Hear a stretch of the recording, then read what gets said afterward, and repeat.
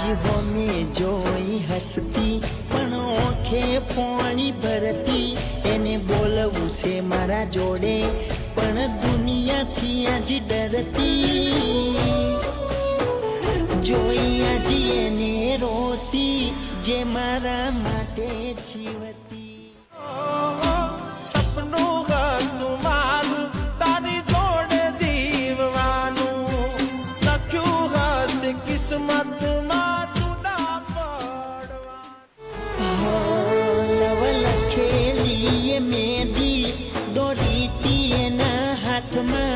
મજાકમાં બોલી ગઈ તી ઘર મોડવા છે બીજાના